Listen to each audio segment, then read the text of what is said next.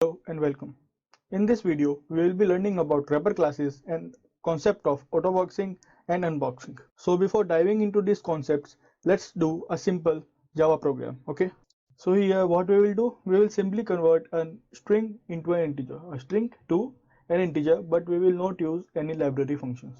Fine. Now my string variable str equals to, I will just initialize it here only, 1 2 3 4 5 6. Now I want to convert this string, which is a numeric string, into a number for some other purpose. Okay, so let's not go into that, but I have to convert this string into integer. Fine. So I will define a function, a string to int, and I will pass str to it. Fine.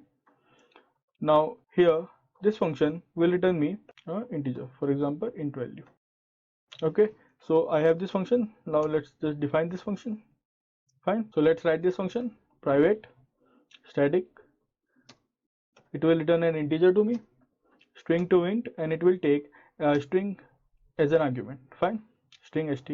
Now let's write the function. We have int I comma n. Now I will go from index 0 to index string of length -1, and n will contain my integer value, and n will contain my integer value, which is currently I am initializing to 0. Fine. Now let's first understand the logic to convert a string into an integer. Okay, so now for example my string, that is str, is nothing but 1 2 3 4 5 and 6. Correct. So my str equals to 1 2 3 4 5 and 6. Correct. So this is a numeric string. So what are my conditions? The condition is every character, string is made of characters, so every character should be between these characters 0 to 9. Correct. Every character should be between these characters. And how will we check them? So here comes the concept of ASCII characters. Correct. ASCII values. Here comes the concept of ASCII values. So every character has an ASCII value associated to it. So 0 has an ASCII value of 48, 1 has an ASCII value of 49, 2 has an ASCII value of 50, and so on. 9 has an ASCII value of 57. Correct. So using ASCII values, we will compare that every character should be between 0 to 9. So this is my first condition, and my second condition is regarding I, that I should be less than the string dot length. So these are my two conditions. Now if these two conditions are satisfied, now what I want to do, I want to convert this string one by one to an integer. Correct. Now for example my number is 125. So how this number is formed? Actually this number is formed as 1 into 100 plus 2 into 10 and plus 5. So this is how a number is formed, 1 into 100 plus 2 into 10 plus 5. So if I want to convert this number into an integer, so how I will convert this number into an integer? So let's see what I will do. My n is currently 0. Okay, so when I multiply by my n to 10 and add the value that I want, for example my first value is 1. Okay, my n is 0, so that will be 0 into 10 plus 1, so that will give me a 1. So I got my first value of n as 1. Now n became 1. Now next is 1 into 10, then again in the loop, now n will become 1, so n value is 1. 1 into 10 becomes 10, plus the second character, second value, that is 2, so it will be 10 plus 2, that will be 12. See, I'm getting 2, 1 and 2, now only 5 is left, so now n becomes 12. Now 12 into 10 plus the third one, that is 5, so it will give me simply 125. So this is how I convert. This is the formula, n equals to n multiplied by 10 plus the value I want to add. Now getting this value is the only tricky part here. So how you will get this value? So it is actually very simple, because we know the ASCII values. Fine. So if I want to add 1, so as you can see, if I want to add 1, so 49 minus 48 is 1, so I will get a 1. If I minus these two ASCII values, for 2 I have 50. If I minus from 50 48, then I will get my integer value as 2. The difference is 2. Correct. Then from 3, if I have 51 minus 48, so I will simply get 3, the integer value 3, and then these values are added to here, this position, and I will get my answer. I hope you are understanding this logic. Okay, this logic uses ASCII values. Fine. So from any character that I have, I want to minus the ASCII value of 0 character. From any numeric character that I have, if I minus the 0th character ASCII value, then I will get my numeric value. Okay, so now let's write the code. So in the code, what we will do, inside a for loop, I will have I, which will begin from 0, and I should be always less than str dot length. Fine.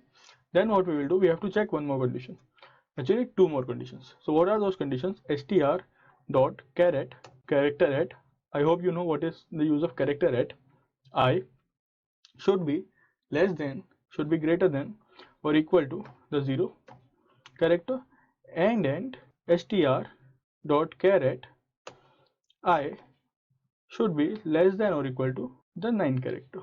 Okay, as you can see here, this is my condition, and then I will have my I plus plus simply. So this whole thing are my two conditions. Okay, am I clear on this one? So what are my conditions? Now the character should be greater than 0, the sky value of the character should be greater than the sky value of 0, and the sky value of the character should be less than the sky value of 9. If this condition is satisfied, because this is AND, so both should satisfy, and I will get a true here, and this is should also satisfy, then I will get a true here, and because we have an AND, both values should be true for my whole condition to be true. I hope you know what is AND and OR. Okay, now simple AND into 10 plus just minus the sky values. So str dot caret I minus 0. So it will subtract my sky values for character at I, the I value is 0, so character at 0 is nothing but 1, the sky value of 1 is nothing but 49, so sky value of 49 minus the sky value of 0 is nothing but 48, so I will get 1. So in this condition here I will get a 1, so this first line will be executed, that is n equals to, n value is 0 currently, 10 plus 1, so it will give me simply a 1. Then again I will come here, str dot caret, now I becomes 1. So at the index 1, what I will have? I will have 2. So now n, which is now 1, so will become 1 into 10 plus 2, which will be 1, 2.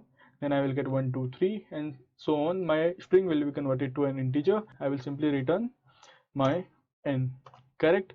And I will print here the integer value. I will print here the integer value, that is int value. Okay, now let's run the code.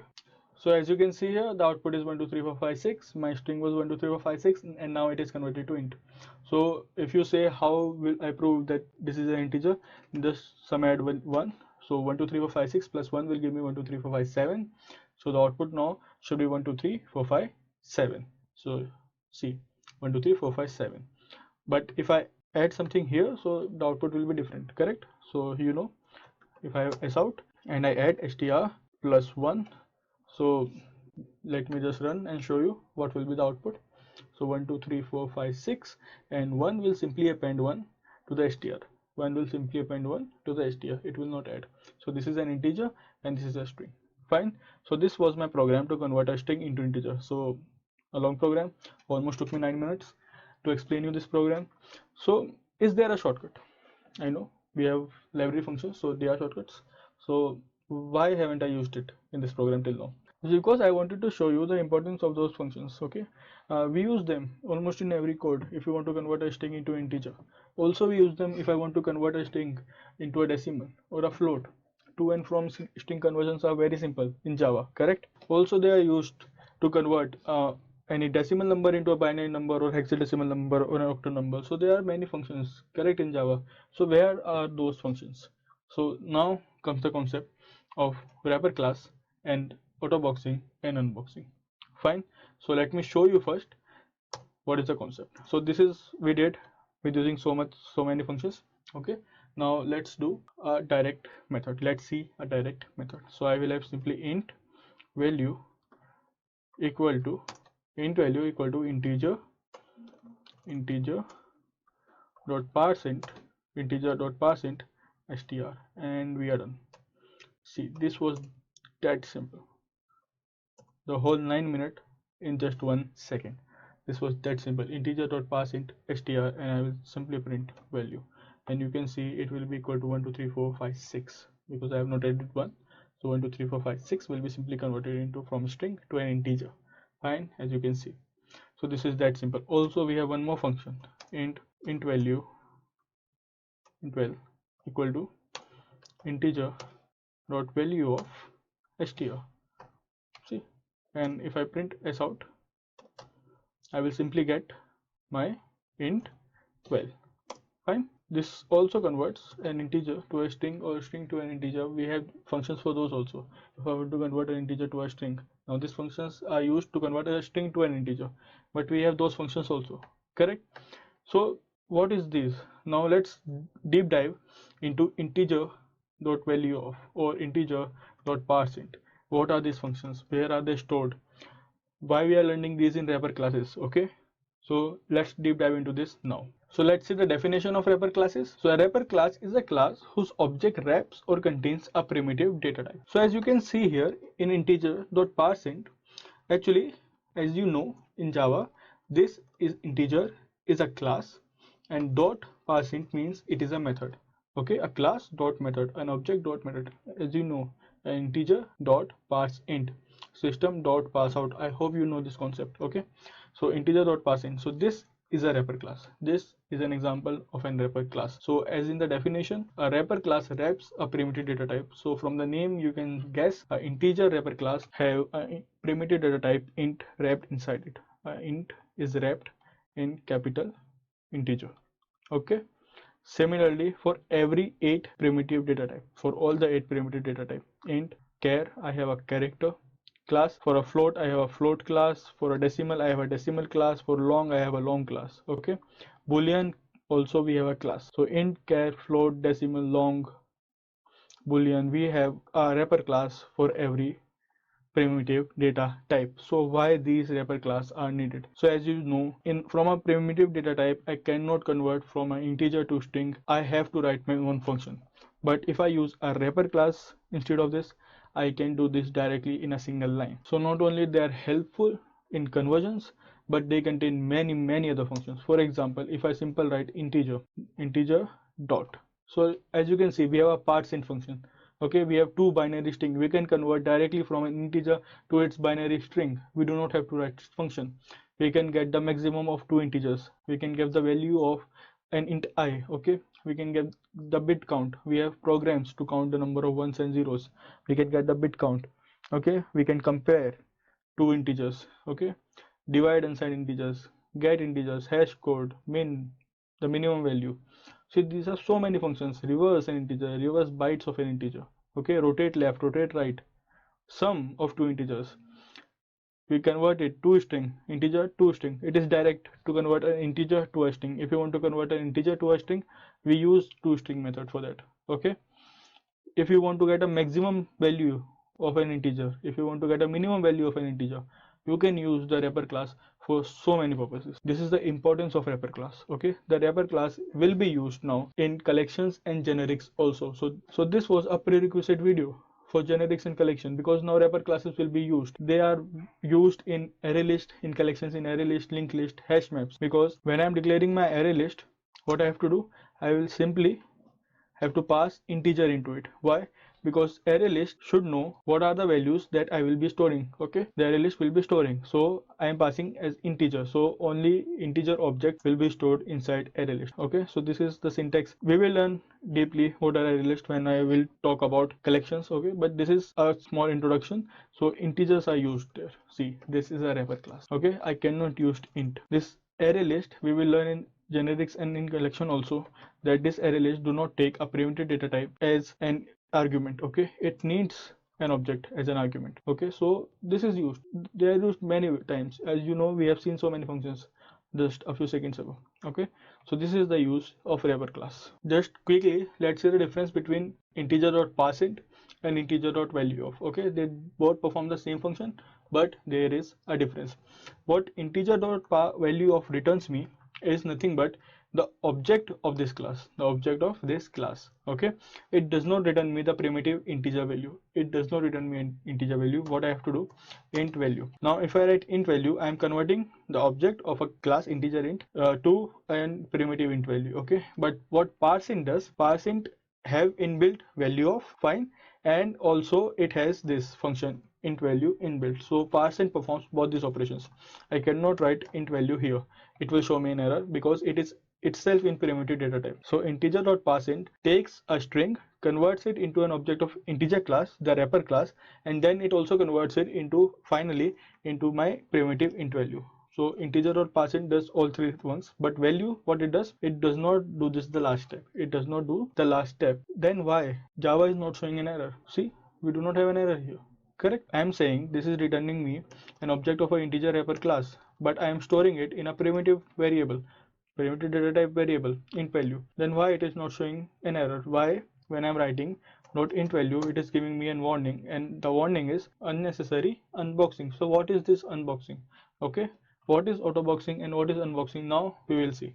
Now let's see the definition of autoboxing and unboxing. So what is the definition of autoboxing is when Java automatically converts a primitive type like int into corresponding wrapper class. When int is automatically converted into a corresponding wrapper class for some purpose, I will tell you the purpose, then that is known as autoboxing, because primitive is boxed into wrapper. Now what is unboxing? It is exact opposite. When a Java automatically converts wrapper class object into a primitive data type, wrapper class object for example float into corresponding primitive type, for example float again, then it is called unboxing. So this float is a primitive data type and this is a wrapper class, okay, because primitive is unboxed from a wrapper class. So this is an autoboxing and unboxing when Java automatically performs these functions. So this is why I'm getting a warning here. So this is not just a warning, this is simply not used after Java 5. So before Java version 5 we have to write this, we needed to write this int value. Why? Because integer.value of returns me an object, a wrapper class object, okay, and I have to convert it into a primitive integer type. But now after Java 5 autoboxing and unboxing were introduced and I don't have to do this anymore. So now it is converting an object of wrapper class into primitive type directly. This is returning an object of wrapper class and it is converting directly into a primitive data type. So therefore it is known as unboxing. So what is autoboxing? So let's see an example of autoboxing. So okay, so before Java 5, so before autoboxing was introduced, this is how I would have written my code. So integer, okay, this is a wrapper class integer, for example object, integer object obt, okay, or obj equal to integer that a wrapper class dot value of, this is another function, value of 3. So what this function does, its value of function, it converts a primitive data type, that is int, into a wrapper class. So this is autoboxing, but this is boxing, this is not autoboxing, okay, we are doing it manually, not automatically, okay. For example, if I have a int, okay, same, if I have an int primitive value, okay, equal to that object value obj, and if I want to convert it again I have to use int value as a function, okay. So if I want to convert my this primitive integer value, that is 3, to and wrapper class object of integer, then I needed to use dot value of function. And then if I want to convert it back, for example now object dot int value, that from my object integer wrapper class object to my primitive integer value, then I have to use the int value function. So this was boxing and this was unboxing, fine. Now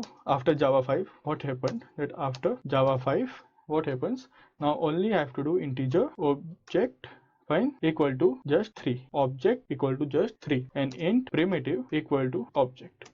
So this is auto boxing and this is auto unboxing, fine. So we do not usually use auto with unboxing, we will use auto with box, okay, just to differentiate. So this is auto boxing and this is auto unboxing, fine. So we do not have to write integer dot value of now and dot int value of, fine, it is done automatically by Java. So this is just to reduce the headache of programmer, okay, autoboxing and unboxing, and it helps a lot because this is just a small code. So when we are using array list collections, so this autoboxing and unboxing really help, it reduces a lot of work, okay. So this was a video for explaining wrapper classes, autoboxing, unboxing, the use of wrapper classes, fine. I hope you understood it. Watch the video again if you haven't understood it, okay. Thank you.